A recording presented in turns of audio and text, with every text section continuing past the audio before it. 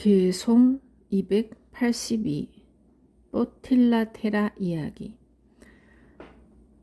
나이 많은 뽀틸라테라는 과거 7 부처님 시절부터 비구들에게 경을 강의하는 강사였다. 그는 스스로 학식이 높으며 법을 잘 설할 수 있다는 점에 대해 자만심이 대단했다. 어느 날 부처님께서는 뽀틸라를 보시고 이렇게 생각하시었다. 이 비구는 아직까지 자신을 밝혀 생사윤회를 벗어나겠다는 생각을 일으키지 못하고 있구나. 그러니 열애는 그의 마음을 흔들어 일깨워 주리라. 이렇게 생각하신 부처님께서는 그때부터 그를 보실 적마다 뚜짜, 머리가 텅 빈 뚜짜 뽀틸라야 이리 오너라. 뚜짜 뽀틸라야 인사해라. 뚜짜 뽀틸라야 앉아라. 뚜짜 뽀틸라야 저리 가거라 하고 말씀하셨고 그가 가면 뚜짜 뽀틸라가 갔다고 하시었다. 뽀틸라는 부처님께서 말끝마다 뚜짜 뽀틸라라고 자기를 부르시자 혼자 생각했다.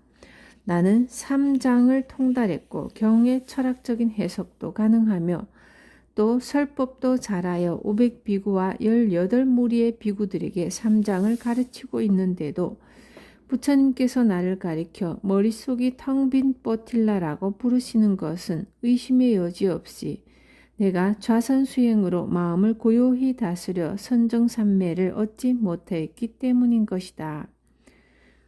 그는 마침내 숲속으로 들어가 좌선에 매진하기로 결심했다. 그래서 그는 그날 저녁 때 가사와 밧다를 챙겨두었다가 먼동이 터와 학인 비구들이 각자 자기 방에서 경을 외우고 있는 시간에 남몰래 길을 떠났다. 길을 떠난 뽀틸라는 사왓기에서 20요자나쯤 떨어진 숲속에 있는 조용한 수도원에 도착했다. 그곳에는 약 30명의 아라한 비구들이 있었는데 그는 수도원의 원장 비구를 만나 인사를 드리고 자기의 수행을 지도해 달라고 청했다. 그러자 그 원장 비구는 깜짝 놀라며 테라시여, 그게 무슨 말씀이십니까?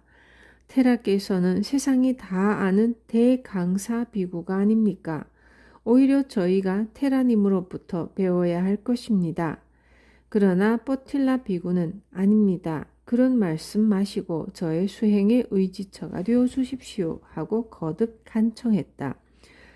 사실 이 수도원에 머물고 있는 비구들은 모두 아라하타 팔라를 성취한 최고의 성자들이었기 때문에 누구든지 뽀틸라의 수행 지도를 해줄 수 있었지만 수도원에서 가장 법납이 높은 테라는 마음속으로 이렇게 생각했다. 이 비구는 학식이 있는 사람이기 때문에 자만심도 높다. 나는 먼저 그의 자존심부터 꺾어놓으리라. 그래서 자기가 직접 그를 지도해 주지 않고 손아래 테라에게 내려보냈다. 그러자 뽀틸라의 수행 지도를 부탁받은 그 테라는 다시 손아래 테라에게 글을 보냈고 그런 식으로 그를 계속 손아래 비구에게 보내게 되어 그는 결국 수도원에서 가장 나이 어린 이제 겨우 7살밖에 되지 않는 사마네라에게 보내지게 되었다. 이때 뽀틸라의 스승이 된 사마네라는 오후 반나절 동안 실과 바늘로 무엇인지 짜고 있었는데 뽀틸라 테라를 보고도 본체만 채 자기 일만 계속하는 것이었다. 그래서 기고만장했던 뽀틸라의 자존심은 여지없이 짓밟고 말았다. 뽀틸라는 여러 아라한들을 거치면서 겸손한 태도를 몸에 익히게 되었기 때문에 자존심을 내던지고 사마네라에게 공손히 합장 공경을 표한 다음 이렇게 애원했다. 스승이시여, 저의 의지처가 되어 주십시오. 그러자 사마네라는 말했다. 테라님, 그게 무슨 말씀이십니까? 테라님께서는 나이도 많으시고 아는 것도 많으신 분인데 어떻게 제가 테라님의 의지처가 될 수 있겠습니까? 마땅히 제가 테라님으로부터 단말을 배워야 할 것입니다. 스승이시여, 제발 사양하지 마시고 저의 의지처가 되어 주십시오. 테라님, 정 그러시다면 테라께서는 저의 훈계와 경책을 달게 받으시겠습니까? 그러시다면 제가 스님의 의지처가 되어드리겠습니다. 제발 그렇게만 해주십시오. 저는 스승께서 시키는 일이라면 무슨 일이든 다 하렵니다. 만일 스승께서 저보고 물속에 뛰어들라 하셔도 저는 말씀대로 따르겠습니다. 뿌틸라 비구가 이렇게 말하자 사마네라는 거기서 멀지 않은 연못을 가리키며 말했다. 그러시다면 테라님, 가사를 입으신 채로 저 연못에 들어가십시오. 사마네라는 뿌틸라가 아주 고급스러운 가사를 입고 있는 것을 보고 그의 마음을 시험해 보기 위해 그렇게 말한 것이었다. 그런데 이미 굳은 결심을 하고 있었던 뿌틸라는 사마네라의 말이 끝나자마자 연못 속으로 풍덩 들어갔다. 사마네라는 뿌틸라 테마가 물속에서 나와 가사자락에 물을 줄줄 흘리는 것을 보고 테라를 가까이 오라고 불렀다. 뿌틸라는 그 말을 듣자마자 쏜살같이 스승에게 달려왔다. 그때 사마네라는 이렇게 가르치는 것이었다. 테라님, 만약 여기에 6개의 구멍이 있는 거미집이 있다고 하십시다. 그리고 그 거미집에 도마뱀 한 마리가 기어들어갔습니다. 그때 도마뱀을 잡으려면 어떻게 하면 되겠습니까? 그러려면 6구멍 중 5개는 다 막고 한 구멍만 남겨둔 다음 그 구멍을 잘 관찰하며 기다려야 할 것입니다. 테라님, 좌선수행도 이와 같습니다. 테라님은 이제부터 6가지 감각기관, 즉 눈과 귀와 코와 혀와 몸과 마음을 다루는 데 있어서 나머지 5개의 감각기관을 다 막아버리고 오직 마음의 문 하나만을 열어놓고 거기에 관찰력을 집중시키도록 하십시오. 끈기 있고 열성적으로 이같이 수행하시면 반드시 좋은 결과가 있을 것입니다.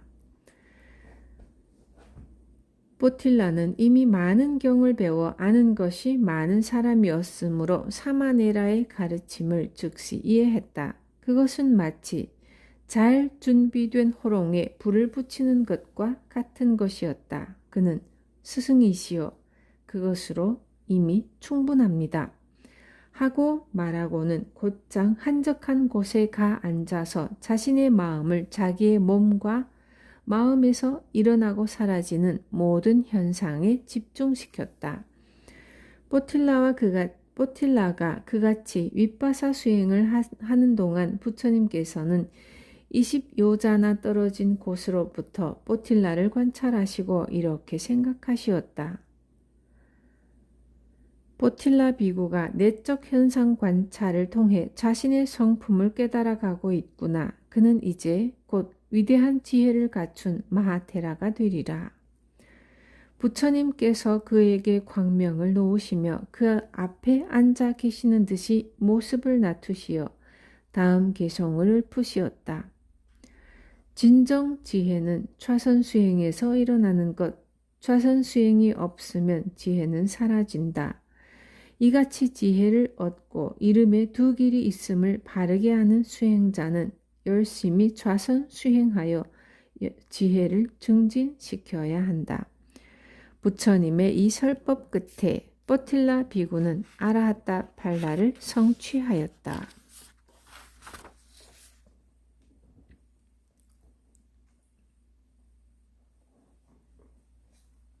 개송 283, 284 5명의 늙은 비구 이야기.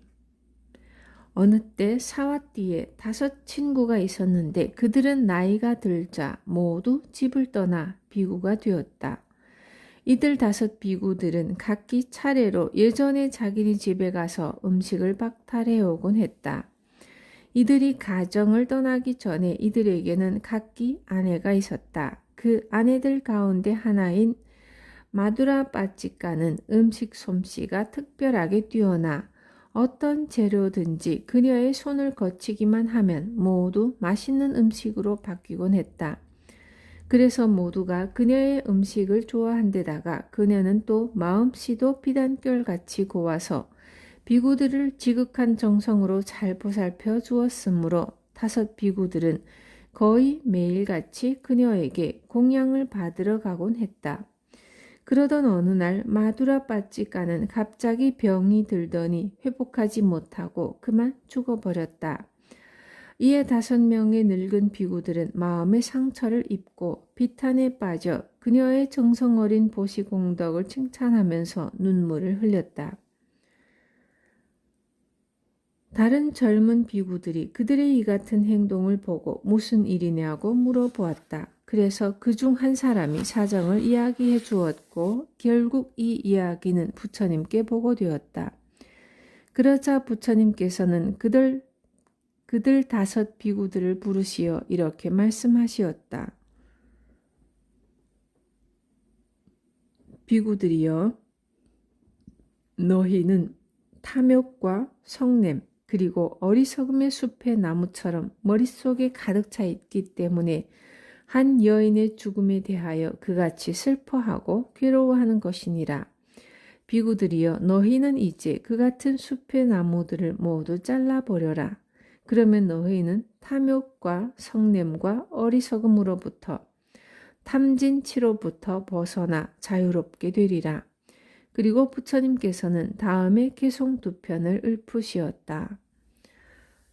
오 비구들이여, 욕망의 숲을 쳐버려라. 이는 진짜 나무를 친다는 뜻이 아니니 욕망의 숲은 위험을 낳는 것, 그것을 뿌리까지 모두 제거하라.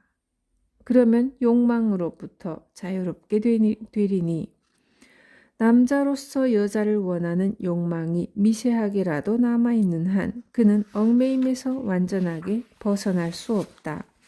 마치 송아지가 어미소를 떠나지 못하듯이. 부처님의 이 설법 끝에 5명의 늙은 비구들은 모두 소따빠띠 발라를 성취하였다. 개송 285 금 세공사였던 테라 이야기. 인품이 좋고 풍채가 당당한 금 세공사의 아들이 가정을 떠나 사리푸타 테라의 제자가 되었다. 이에 사리푸타 테라는 그를 보고 이 사람은 젊고 건강하니 정욕이 강하리라 여겨 몸에 대한 혐오감과 더러움에 마음을 집중하는 수행을 시켰다. 그래서 그 비구는 자기 몸이 얼마나 혐오스럽고 더러운 것인지를 관찰하기 위해 숲속에 들어가 스승에게 배운 대로 열심히 수행했다. 그러나 그 수행 주제가 적당치 않았던지 1달 동안 열심히 수행을 했는데도 별 성과가 없는 것이었다. 그래서 젊은 비구는 스승에게 돌아왔고 테라는 그에게 물었다. 비구여, 수행 주제가 일념으로 잘 잡혀가는가? 이에 젊은 비구는 그 같은 수행법으로서는 자기 마음도 잘 안정시키지 못하는데 그에게 그같이 말해서는 안 된다고 충고하고 다시금 아주 자세하게 어떻게 자기 몸의 30가지 각 부분에 대해 마음을 집중시키는 것인지 설명해 주었다. 그러나 이 같은 스승과 그의 노력에도 불구하고 그는 2번째에도 마음을 안정시키지 못했다. 그래서 그는 3번째로 스승을 찾아뵈었고 스승은 다시 자세하게 설명을 해주어 제자를 숲속으로 돌려보냈다. 그러던 중 사리푸타 테라는 자기가 그 젊은 비구의 성격과 기질을 잘못 파악하고 있을지도 모른다고 생각하였다. 그래서 그는 제자를 데리고 부처님을 찾아가 이렇게 사뢰었다. 부처님이시여, 이 젊은 비구는 제 제자입니다. 저는 이 비구에게 이러저러하게 수행 지도를 해왔지만 성공을 거두지 못하고 있습니다. 그러자 부처님께서는 사리푸타여, 중생의 생각과 그들의 기질을 알 수 있는 것은 오직 바라미를 성취하여 그 무한한 힘으로 능히 1만 세계를 진동시키는 기쁨의 소리를 내게 되는 열애밖에 없느니라 하시고는 스스로 깊은 선정에 드시어 그 젊은 비구의 과거 수겁을 관찰하시었다. 그리하여 그가 어느 가정에서 출생하였는지를 알아보니 그는 금세공을 하는 가정에서 태어나 비구가 되었을 뿐 아니라 과거 전생에도 500생 동안 한 생도 빠짐없이 금세공사의 집안에 태어났다는 것을 아시었다.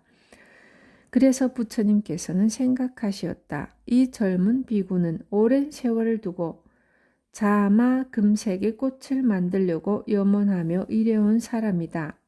그런 그에게 혐오감을 주는 수행을 시킨다면 그는 그 수행법에 공감하지 못하여 도와 과를 성취하지 못하리라. 이 같은 사람에게는 그의 마음을 기쁘고 즐겁게 해주는 대상을 주어 그것에 마음을 집중케 하여야 쉽게 일념을 이루게 마련이다. 부처님께서는 사리푸타 테라에게 말씀하셨다. 사리푸타여, 내가 이 젊은 비구에게 몸에 대한 혐오감과 더러움을 관찰하라고 했기 때문에 그는 실증을 느끼고 좌절하여 지난 넉 달을 헛되이 보내게 되었도다. 그러나 이제 너는 오늘 아침 공양이 끝난 다음에 이 젊은 비구가 아라하타 팔라를 성취하는 것을 보게 되리니 너는 다만 너의 길을 가도록 하여라. 이렇게 말씀하시더니 부처님께서는 곧 신통력으로서 물을 뚝뚝 흘리는 수레바퀴만한 황금 연꽃과 꽃잎을 만드시어 그 젊은 비구에게 주시며 이렇게 이르시었다.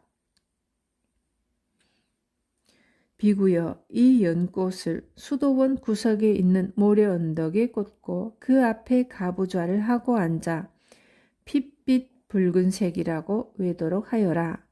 그런데 그 젊은이는 부처님으로부터 연꽃을 받는 순간부터 벌써 마음이 차분하게 가라앉기 시작하는 것이었다.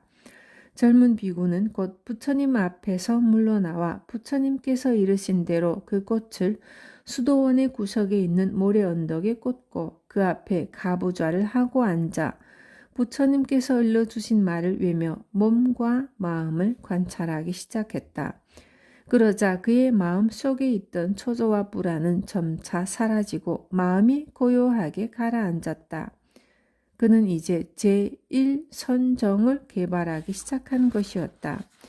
그렇게 첫 번째 선정에 든 그는 다시 나아가 5가지 장애를 극복하고 두 번째와 세 번째의 선정에 들었다. 그리하여 그가 그렇게 일념 집중을 통해서 마침내 네 번째 선정에 들려고 하는 순간 그에게는 잡념이 스며들어 마음이 선정으로부터 벗어나려고 하는 것이었다. 이때 부처님께서는 그를 살펴보시다가 그가 남의 도움 없이도 성공적으로 최고의 경지에까지 이룰 수 있을 것인지 어떤지를 생각해 보시고 그것은 되지 않으리라는 것을 아시었다. 그래서 부처님께서는 신통력으로서 그가 마음을 집중시키고 있던 연꽃이 시들어 버리도록 하시었다. 그러자 아름다웠던 연꽃은 꺼멓게 죽은 색으로 변하면서 시들어졌고 마침내는 부처님 손안에 들어가 부서져 가루가 되어버리고 말았다. 이때 젊은 비구는 선정에서 일어나 시든 연꽃을 보고 이렇게 생각했다. 연꽃은 어찌해서 저렇게 시들었는가? 세간에 대한 애착이 없는 저 같은 무정물도 변화하여 마침내 저렇게 쓰러지는 것이라면 세간에 집착이 많은 인간에게 있어서 늙음과 쇠멸이 따르는 것은 당연한 일일 것이다. 그래서 그는 재행무상의 진리를 절실하게 깨달았다. 그리고 그는 이와 동일한 방법으로 두카와 무아도 깨닫게 되었다. 그와 동시에 그는 이 같은 존재의 세 가지 기본적인 특성, 삼법인이 마치 불꽃처럼 자기 몸을 태우는 것을 혹은 엄청난 파도처럼 자기의 목을 치고 올라오는 것을 느꼈다. 바로 그때 몇 명의 소년이 가까운 연못에 들어가서 한창 자라고 있는 연꽃을 꺾어다가 못뚝 위에 쌓기 시작하는 것이 보았다. 젊은 비구는 연못 속의 연꽃과 못두게 쌓여진 연꽃을 번갈아 바라보았다. 아직 연못 속에 있는 연꽃은 너무나도 아름답게 꽃봉오리를 높이 쳐들고 물방울을 청초하게 흘려내리고 있었고, 못둑 위의 연꽃은 벌써부터 시들어가고 있어서 가엾기 그지없었다. 그것을 바라보던 젊은 비구는 이런 생각이 들었다. 이같이 세간에 집착이 없는 연꽃에게도 쇠멸이라는 것이 여지없이 찾아오는 것이라면 세간에 집착이 강한 사람들에게 어찌 쇠멸의 늙음이 찾아오지 않으랴. 그리하여 젊은 비구는 생명의 무상함, 고통의 엄연함, 무아의 진실성을 다시 한번 절실하게 느꼈다. 이때 부처님께서는 비구의 이 같은 심경의 변화를 잘 아시고 이제는 이 젊은 비구에게 좌선수행의 조제가 잘 나타나게 되었다고 판단하시어 응향각에 그대로 계시는 상태로 광명에 가득 찬 모습을 그 비구 앞에 놔두시어 부처님의 모습이 그림자처럼 젊은 비구의 얼굴 위로 스치게 하시었다. 그러자 젊은 비구는 이게 무엇인가 생각하여 이리저리 살펴보다가 부처님께서 자기 앞에 나타나 자기와 얼굴을 마주대한 듯이 보이자 일어나 두 손을 모아 합장하고 아주 공손히 인사를 올렸다. 이때 부처님께서는 그 젊은 비구를 모든 욕망과 미망으로부터 벗어나 진정한 해탈을 이루시게 하시었다. 그리고 부처님께서는 다음 개송을 읊으시었다.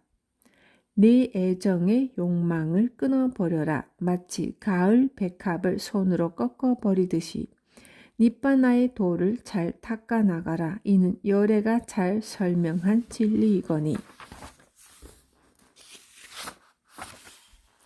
개송 286 상인 마하다나 이야기. 바라나시의 대상인 한 사람이 500대의 수레에 옷감을 비롯한 갖가지 상품을 잔뜩 싣고 사와띠에서 열리는 축제에 가서 물건을 팔았다. 그는 한 번 더 재미를 보려고 부지런히 바라나시로 되돌아와 물건을 떼어 두 번째로 사와띠로 향했다.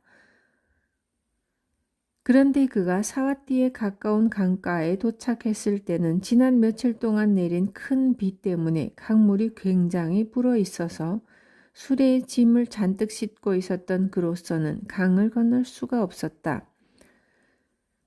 그가 어쩔 수 없이 강물이 줄어들기를 기다리는 수밖에 없었지만 비는 좀처럼 그치지 않고 계속 내리다가 축제가 거의 다 끝날 쯤에야 개었다. 그러자 그는 사람들에게 말하기를 자기는 사와띠에 계속 머무르다가 다음 축제가 열리면 이 물건을 팔 것이라고 하는 것이었다. 이때 부처님께서는 탁발을 다녀오시다가 상인이 그같이 생각하는 것을 아시고 미소를 지으시었다. 부처님과 동행하고 있던 아난다 테라는 부처님께서 왜 미소를 지으셨는지 여쭈었다. 그러자 부처님께서는 이렇게 말씀하시었다. 아난다여, 너는 저 상인을 보고 있느냐? 그는 내년 축제 때까지 기다렸다가 가지고 온 물건을 팔겠다고 생각하고 있도다. 그러면서 그는 자기가 앞으로 1회 안에 죽는다는 것을 까마득히 모르고 있구나. 그는 해야 할 일이 있으면 망설이지 말고 지금 하는 것이 옳으리라. 아난다여, 중생의 죽음의 왕은 나는 어느 날 죽겠습니다 하고 날짜를 약속한 적이 없느니라. 그러므로 마땅히 마음을 집중키 위해 밤이나 낮이나 열심히 노력해야 하나니 무릇 자신의 몸과 마음에서 일어나고 사라지는 모든 현상을 밀밀하게 관찰하여 마음이 일념으로 집중된 사람은 한순간일지라도 망상에 방해받지 않고 평화롭게 살아갈 수 있느니라. 이렇게 말씀하신 부처님께서는 아난다 테라를 그 상인에게 보내시었다. 그래서 테라는 그에게 가서 부처님의 말씀을 전하고 당신의 수명이 이제 얼마 남지 않았으니 지금부터라도 태만하지 말고 열심히 수행에 매진해 보라고 권했다. 그러자 상인 마하다나는 소스라치게 놀랐고 자기가 지금 절대절명의 상태에 있다는 것을 깨달았다. 그래서 그는 그 다음 날부터 1회 동안 부처님과 500 비구들을 초청하여 매일 공양을 올리고 부처님으로부터 설법을 들었으며 또 마음 집중 수행도 열심히 했다. 그렇게 하기를 7일, 그날 부처님께서는 그의 공양 공덕을 회향하는 자리에서 다음 개송을 읊어주시었다. 나는 이곳에서 비오는 계절과 더운 계절과 추운 계절을 보내리라. 어리석은 자는 이같이 생각하면서 자기의 죽음이 임박했음을 알지 못한다. 부처님의 이 설법 끝에 상인 마하다나는 소따파티 팔라를 성취하였고 공양을 끝내시고 돌아가시는 부처님을 전송한 뒤에 자기가 머무는 곳으로 돌아가 심한 두통 끝에 죽었고 즉시 뚜시타천에 태어났다.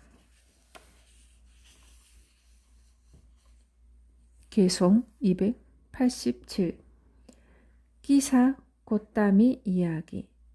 끼사 고따미는 외아들의 죽음을 당하여 심한 충격을 받고 부처님을 찾아뵈었다. 이때 부처님께서는 그녀에게 이렇게 말씀하시었다. 기사고땀이여, 너는 너 한 사람만 자식을 잃어버리는 것으로 생각하는 모양이구나.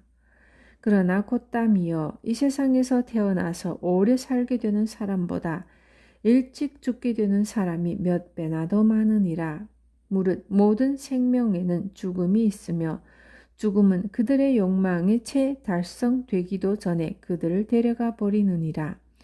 그리고 부처님께서는 다음 개송을 읊으시었다. 사람들은 자녀에 대해 지극히 애착하나니 목장의 소들도 그와 같아라. 마음이 감각적 쾌락에 집착되어 있는 동안에 죽음은 그들을 순식간에 앗아간다. 마치 홍수가 잠자는 마을을 휩쓸어 가듯이.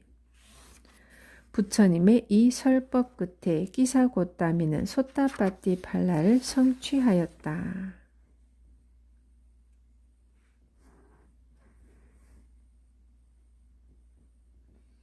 개송 288, 290 빠따짜라 이야기.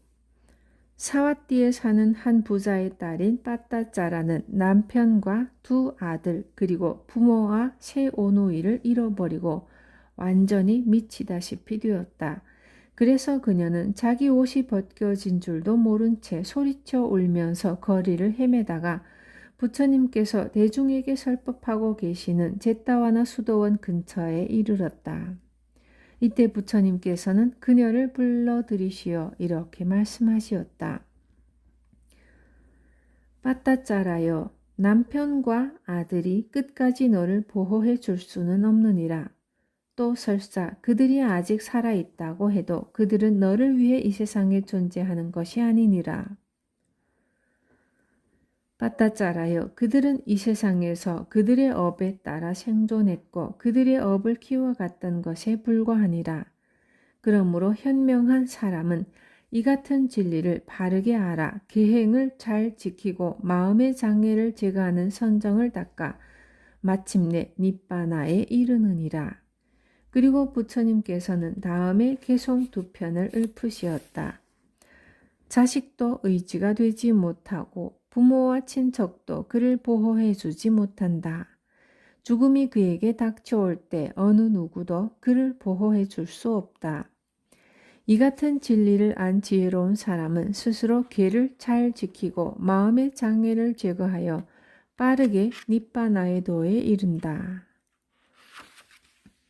부처님의 이 설법 끝에 빠따짜라는 소따파티 팔라를 성취하였다.